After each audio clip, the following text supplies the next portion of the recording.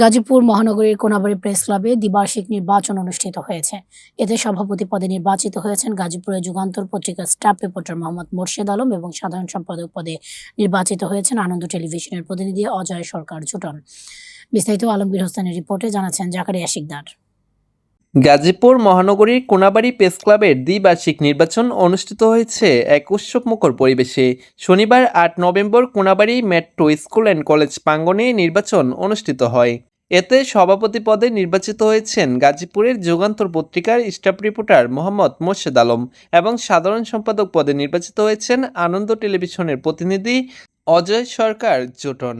তবে অন্যান্য পদে প্রার্থী না থাকায় শুধুমাত্র সাধারণ সম্পাদক পদে নির্বাচন অনুষ্ঠিত হয়েছে। অন্য পদে প্রার্থীরা বিনা প্রতিদ্বন্দ্বিতায় নির্বাচিত হয়েছেন। সাধারণ সম্পাদক পদে প্রতিদ্বন্দ্বিতা করেন অজয় সরকার জোটন ও তৌফিক ইসলাম। সকাল 10টা থেকে দুপুর 2টা পর্যন্ত চলে ভোট গ্রহণ। বিকালে ঘোষণা করা হয় নির্বাচনের ফলাফল।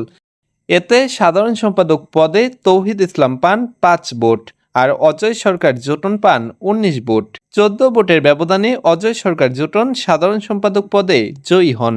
এর আগে কোনো প্রতিদ্বন্দ্বী না থাকায় সভাপতি পদে নির্বাচিত হন মোহাম্মদ মোর্শেদ আলম এবং সাংগঠনিক সম্পাদক পদে নির্বাচিত হয়েছেন কালবেলা প্রতিনিধি মানিক মিয়া। এছাড়াও সহসভাপতি পদে বিনয় চন্দ্র সরকার, দপ্তর সম্পাদক ইসমাইল হোসেন আমিনুল ও কোষাধ্যক্ষ রেজাউল করিম রেজা। প্রধান নির্বাচন কমিশনার মোহাম্মদ আখতারুজ্জামান বলেন, সকাল 10টা থেকে দুপুর পর্যন্ত টানা ভোট অনুষ্ঠিত হয়েছে। খুবই আনন্দঘন ও সুষ্ঠু নিরপেক্ষ নির্বাচন অনুষ্ঠিত হয়েছে। নির্বাচন কমিশনারের দায়িত্ব পালন করেন প্রধান নির্বাচন কমিশনার মোহাম্মদ আখতারুজ্জামান ও শফিকুর রহমান।